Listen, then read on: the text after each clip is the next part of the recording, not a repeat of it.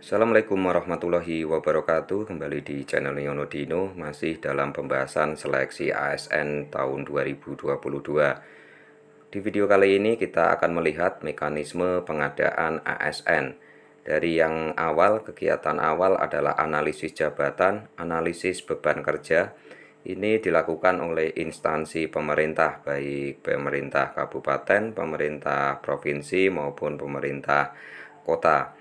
Ini untuk ASN P3K. Mungkin teman-teman yang sudah mengikuti seleksi P3K di tahun ini sangat berliku dan sangat banyak sekali kegiatan. Ada formasi sebelum rakor dan formasi setelah rakor. Dan itu banyak audiensi yang dilakukan oleh peserta passing grade yang mendesak supaya pemerintah daerah membuka formasi sebanyak-banyaknya. Dari formasi usulan kebutuhan yang disampaikan oleh instansi pemerintah tersebut disampaikan kepada Menpan RB. Nantinya Menpan RB akan berdiskusi dengan Menteri Keuangan dan Kepala BKN.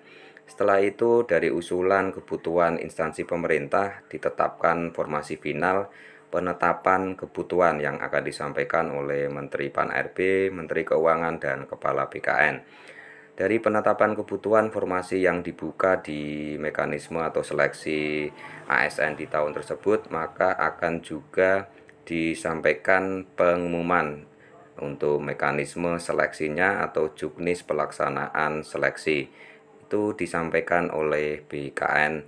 Setelah itu adanya seleksi administrasi dari peserta yang mengajukan untuk seleksi akan diseleksi oleh BKN bekerja sama dengan instansi pemerintah. Rekan-rekan yang sudah melakukan pendaftaran dan lolos seleksi administrasi akan mengikuti seleksi tes untuk CPNS, itu adalah SKD dan SKB. Untuk P3K adalah ujian kompetensi. Setelah seleksi ujian selesai, maka ada penetapan hasil akhir seleksi. Ini disampaikan oleh Panselnas.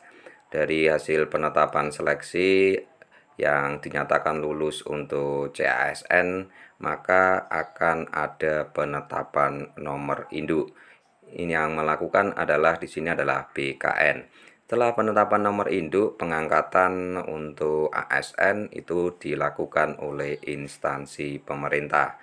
Ya, ini adalah mekanisme pengadaan ASN dari yang awal sampai keluar SK. Di pelaksanaan ASN khususnya P3K di tahun ini adalah masih menunggu penetapan kebutuhan yang nantinya akan disampaikan oleh Pan RB. Info terbaru untuk tahap penetapan kebutuhan akan disampaikan di hari Selasa 13 September 2022.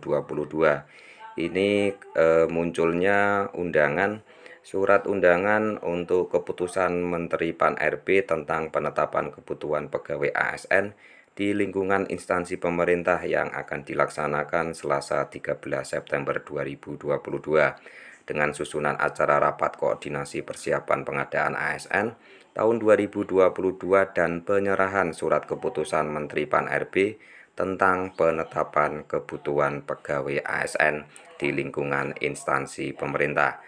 Ya, semoga informasi ini benar dan tidak molor kembali. Ditunggu di hari Selasa 13 September 2022 untuk tahap penetapan kebutuhan pegawai ASN tahun 2022. Ya, itu yang dapat saya sampaikan, kurang lebihnya mohon maaf. Wassalamualaikum warahmatullahi wabarakatuh.